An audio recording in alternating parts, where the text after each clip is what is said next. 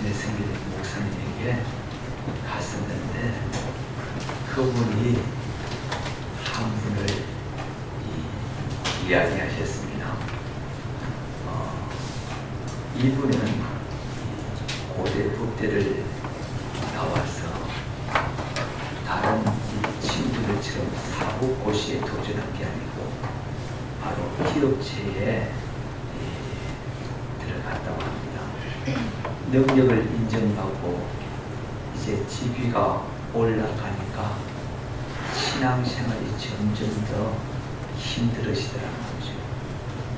그래서 이분이 이제 갈등을 하는 겁니다.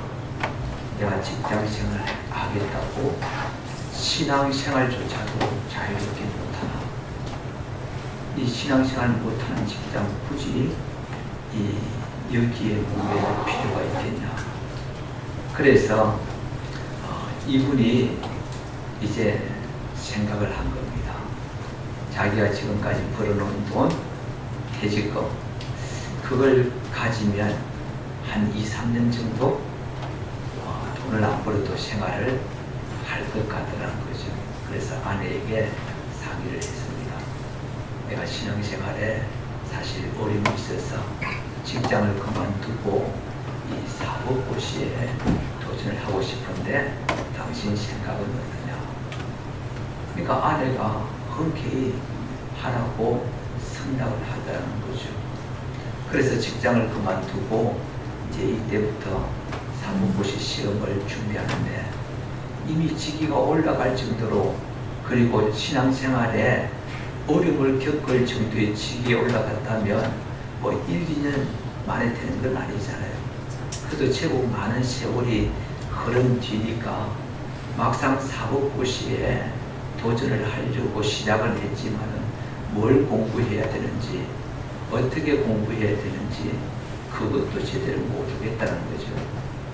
그래서 이분이 후배에게 뭘 공부해야 되는지 그걸 물어가면서 이제 공부를 하는 겁니다. 아무래도 뭐 20대 후반, 뭐 늦어도 30대 초반의 사람들은 머리가 잘 돌아가지만 이미 이분은 나이가 들었으니까 그만큼 또 공부하는 아마 습득률도 높지는 않을 거예요. 그래도 일단 도전을 한 겁니다. 그래가지고 후배한테 물어가면서 공부를 했는데 이 2년쯤 공부를 하니까 사법고시에 한번 내가 시험을 쳐보고 싶다는 생각이 계속 들더라는 거죠. 그래서 뭐 출제 경향도 알 겸 시험을 쳤답니다. 열심히 이 앞에서부터 문제를 쭉 풀어 나와서 마지막 문제까지 딱 시험을 이제 다 마지막 문제를 남겨놓고 다 문제를 썼는데 마지막 문제가 자신이 공부한 문제도 아니고 듣도 보도 못한 문제가 나오더라는 거죠. 제가 그 목사님의 정확한 이 내용을 제가 인지를 못했지만 아마 이 변정법적인 과학론을 가지고 이 문제를 해석하라는 그런 내용이었던 것이라고 제가 알고 있습니다. 그러니까 변정법적 과학론, 뭐 사실 저는 네이버에 쳐보니까 그것도 안 나오더라고요. 근데 이게 무슨 말인가? 이분은 뭐 더더군다나 시험을 치는 입장에서 한 번도 들어보지 않는 문제를 가지고 이거 답을 써야 되니까 답을 쓸 수가 없잖아요. 그래서 기도하고 생각하고 또 몰라서 또 기도하고 생각하고 그렇게 기도하고 생각하고 기도하고 생각하고 반복하기를 계속했는데 딱 시험 이 종료 시간 5분을 남겨놓고 고등학교 때 과학 선생님이 이 변정법적 과학론이라는 이 이야기를 얼핏 한 것이 기억이 나더라는 거죠.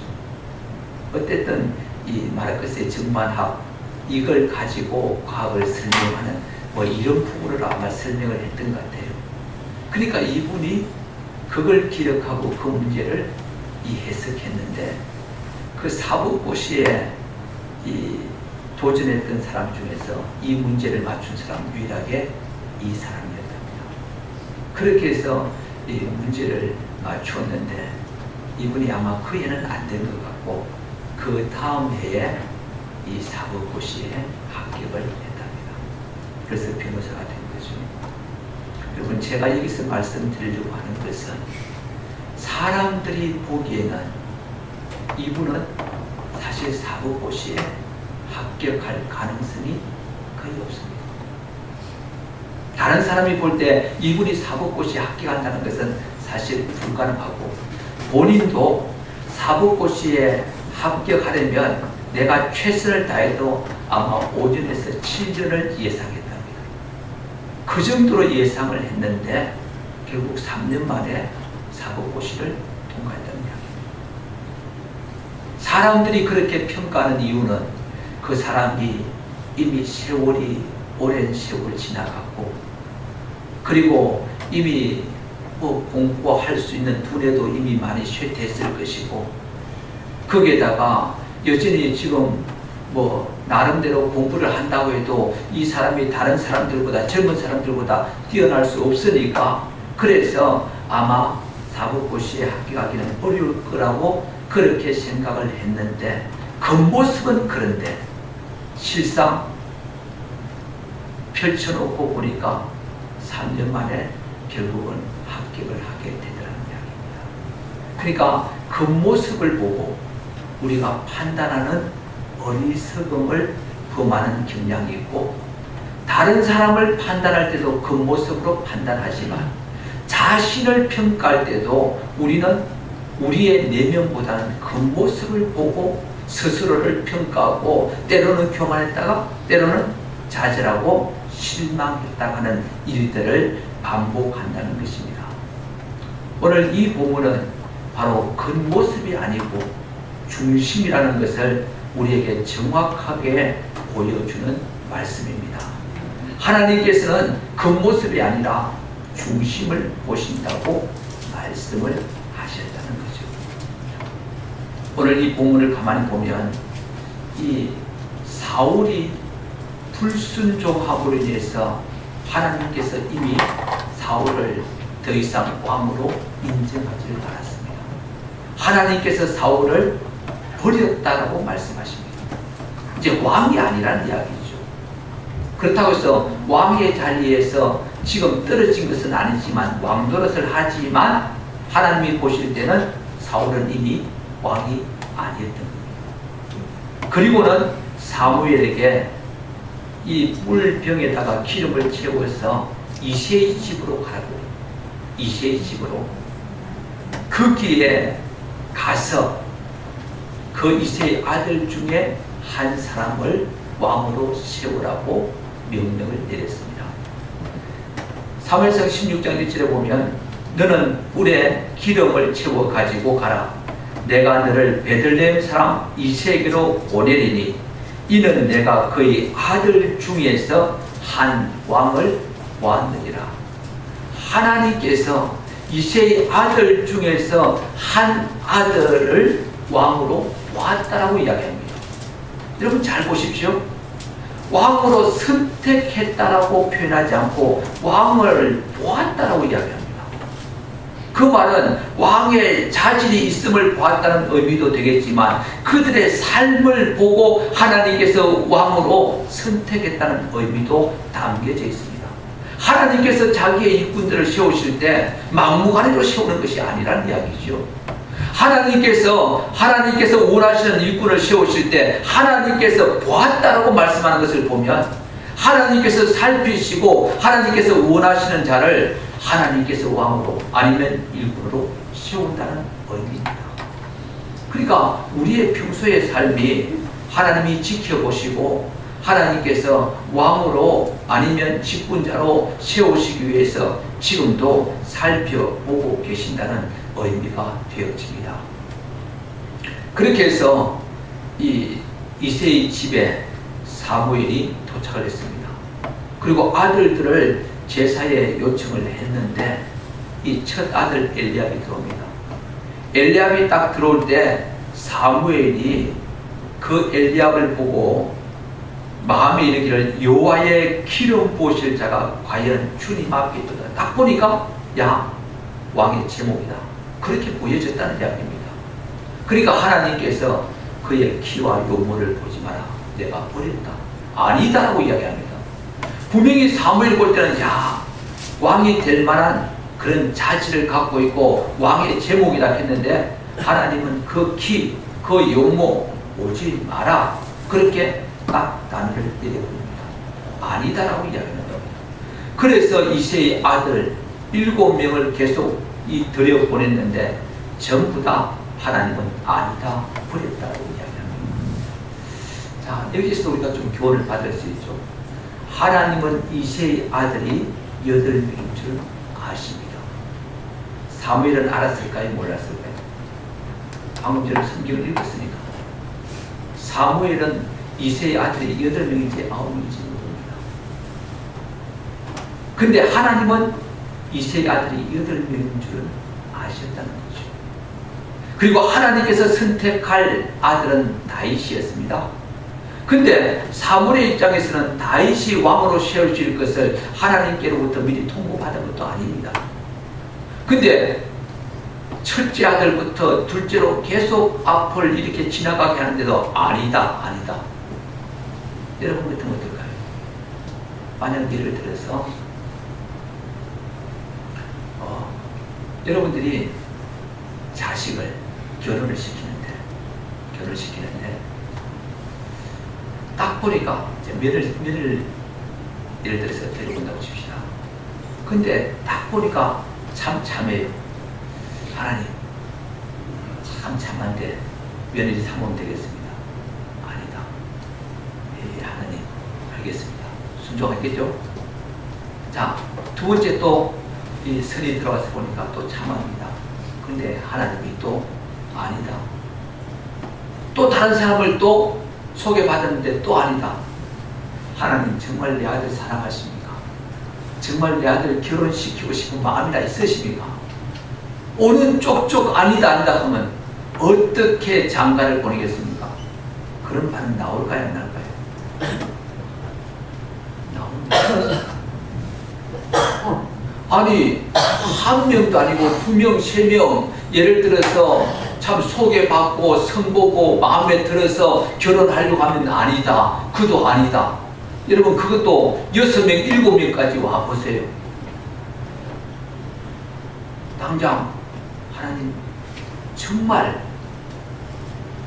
내게 명령하신 하나님께서 짝지어줄 그런 참 며느리가 있다고 하는데 그게 진짜입니까? 이런 반응이 안 나오겠어요. 그런데 사무엘은 7제까지도 아니라고 하니까 그냥 지나치는 겁니다. 아니라고 하니까. 그리고 이제 없잖아요. 그러니까 더 이상 아들 없냐고 하니까 1명 돼 있다는 거예요. 여러분 이게 바로 하나님 앞에 우리가 참 취할 수 있는 태도입니다. 여러분 사람은 말이죠. 자기 마음에 몇 분만 하나님께서 아니다고 하면 입이 엉엉 나와요. 뭐 저도 마찬가지고 아마 다 그럴 거예요. 그런데 하나님은 모든 것을 알고 계시고 자기의 계획하는 바를 다 가지고 계십니다. 그분의 뜻에 순종하는 자가 복된 줄 믿습니다. 네. 여러분 만약에 앞에 있는 그 마음에 든다고 엘리압을 왕으로 세웠다면 똑같이 사울의 셔츠를 밟았을지 몰라요. 근데 하나님께서 아니다 아니다 하니까 그냥 사무엘은 순종합니다. 아 아니다 아니다. 그리고 난 뒤에 마지막에 다윗을 세워서 하나님의 뜻을 이루게 된다는 이야기입니다. 오늘 이 본문을 통해서 우리가 하나님께서 보시는 기준 그리고 하나님께서 왜 그렇게 하시는지 오늘 이 본문을 통해서 살펴보려고 합니다. 자, 하나님은 이 외모관입니다. 그리고 중심입니다. 분명히 7절 하반절에 내가 보는 것은 사람과 같지 아니하니 사람은 외모를 보거니와 나 여호와는 중심을 보느니라. 자, 사람은 뭘 본다고요? 외모를. 하나님은 중심을. 자, 이 차이입니다.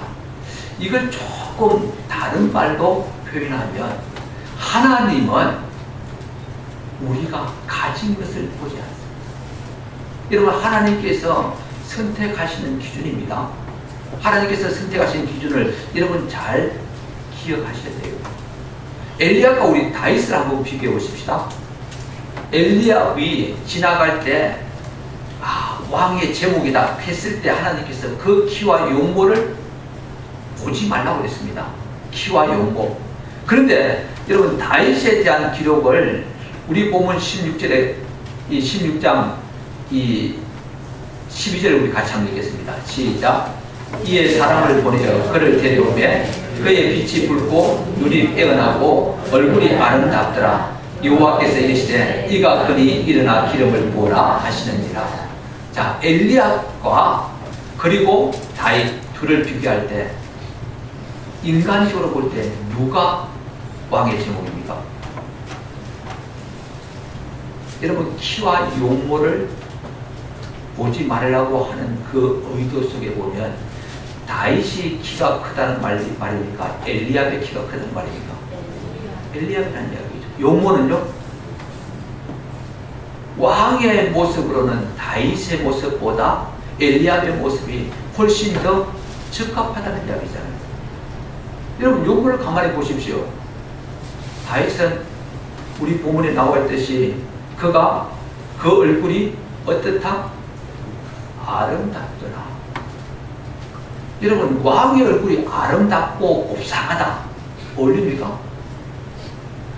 아마 왕의 얼굴이 곱상하고 아름다운 게 어울리면 아마 사극 같은 데 분장할 때 전부 다 왕의 얼굴을 아름답게 곱상하게 그렇게 분장할 겁니다. 그런데요, 보통 왕의 얼굴을 분장할 때 그렇게 하지 않잖아요. 눈썹도 아주 진하게, 그리고 좀 무락부락하게, 좀 남성미가 넘치는 그런 얼굴을 갖추는 것이 왕의 모습처럼 그렇게 분장을 합니다.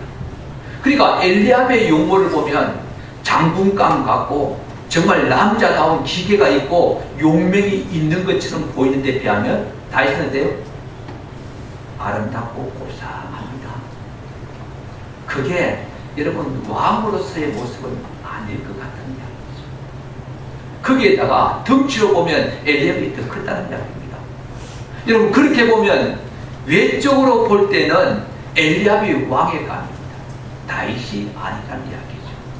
근데 하나님께서 엘리압을 버리고 다윗을 세웠다는 것은 엘리압의 외모가 아니고 다윗의 중심을 보셨다는 이야기인데, 이 말을 다른 말로 말하면 하나님은 우리가 가진 것을 보고 평가하지 않는다는 거죠.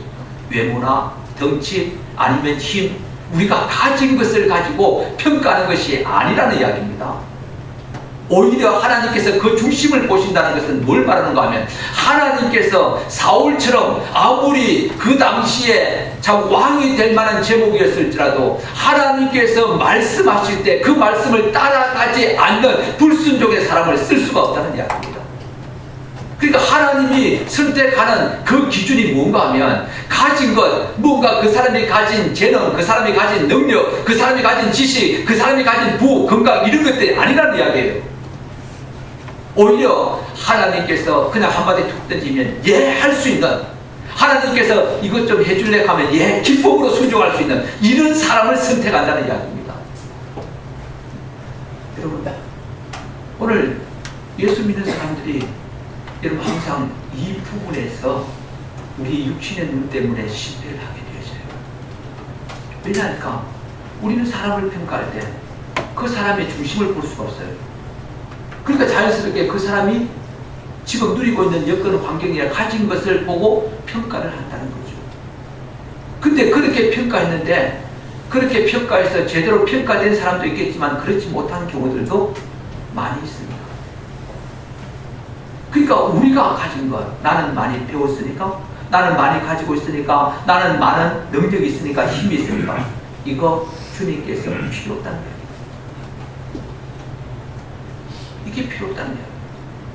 이게 있어도 하나님 앞에 오히려 쓰임받는 게 유익하지 않다는 이야기예요. 여러분, 왜 하나님께서 이렇게 기준을 이렇게 정합니까? 외모가 아니고 중심, 우리가 가진 것이 아니고 그 마음, 태도, 이걸 선택하는 이유가 무엇입니까? 13절 우리 같이 읽겠습니다. 시작. 사무엘이 기름 꿀병을 가져다가 그의 형제 중에서 그에게 부었더니 이날 이후로 다윗이 여호와의 영에게 크게 감동되리라. 사무엘이 떠나서 라마로 가니라. 자, 여기서 이날 기름을 부었더니 이날 이후로 다윗이 여호와의 영에 크게 감동되었더라. 여호와의 영에 크게 감동되었더라. 여러분, 이 의미가 단순하게 넘겨버릴 의미가 아닙니다. 사도행전 13장 22절에 보면 패하시고 다윗을 왕으로 세우시고 증언하여 이르시되 내가 이새의 아들 다윗을 만나니 내 마음에 맞는 사람이라 내 뜻을 다 이루리라 하시더니, 지금 하나님은 자기 뜻을 이루고 싶어요. 하나님은 자기 뜻을 이루시려고 자기 마음에 맞는 사람을 찾으십니다. 그 말은 다른 말로 말하면 하나님은, 보이지 아니하시는 하나님은 자기의 뜻을 이루시기 위해서 하나님께서 자기 마음에 맞는 사람을 지금 찾고 계신다는 이야기입니다. 그 말은 다른 말로 말하면 하나님께서 사람을 통해서 하나님의 뜻을 이루시기를 원하고 계신다는 이야기입니다. 그 마음에 맞는 사람 말이죠. 왜 마음에 맞는 사람이라 하면 다른 것은 필요 없다는 이야기입니다. 하나님께서 다윗에게 기름을 부으시니까 여호와의 영이 그를 감동시켰다. 이 말이 뭔가 하면 하나님의 영이 그를 사로잡으니까 나머지 모든 힘과 능력, 모든 여건들은 다 거기에 있다는 이야기입니다. 이해하십니까? 다른 게 필요 없다는 이야기예요. 자기 뜻을 이루기 위해서 맞는 사람 딱 택해 놓고 하나님께서 그 뜻을 이루기 위해서 다윗에게 성령으로 기름 부으셔서 완전하게 그 일을 감당할 수 있도록 능력을 주시다는 이야기입니다. 그러니까 뭘 필요합니까? 우리가 가지고 있는 것, 이게 유익한 것 같아도 사실 아니에요. 기도원 360을 예를 들면 지금 이 싸움을 싸우기 위해서 이 이스라엘 백성들을 불러 모았는데 모인 인원이 22,000명, 32,000명입니까? 그런데 22,000명이죠. 그런데 딱 한번 겁나서 싸움에 참석하기 꺼리는 사람 다 가락하니까 딱 10,000명만 따른 남습니다. 10,000명이 남는데 이 10,000명 가운데 하나님께서 또 그럽니다. 많다, 줄여라. 그러면서 겨울에 가서 물을 마시게 만들어 놓고는 손으로 떠서 마시는 사람, 엎드려서 입을 대고 마시는 사람 구분해 놓고 99,700명, 쉽게 말하면 엎드려서 입을 대고 마시는 사람은 탈락이다. 나머지 300명대가. 적어도 지금 적의 인원은 10만이 넘습니다. 10만이 넘는 이 적과 싸우는데 여러분 32,000명도 사실은 많은 인원이 아닙니다. 32,000명도 많은 인원이 아닌데 22,000명 잘라내버리고 다음에 10,000명 딸랑 남는 그 10,000명 가운데서 9,700명 잘라내버리고 300명 가지고 싸우겠다고 하나님께서 선택을 하셨다는 이야기입니다. 왜 그럴까요? 싸움의 승패를 가지고 계시는 분은 사실은 이 군사의 힘이 아니고 하나님의 손에 있습니다. 하나님의 손에 있으니까 굳이 많은 인원이 필요 없다는 이야기입니다. 근데 사람은 말이죠, 항상 많은 것을 원해요. 그게 힘이 있으니까. 근데 많은 것을 가지고 있는 사람일수록 하나님을 의지하지 않고 자기가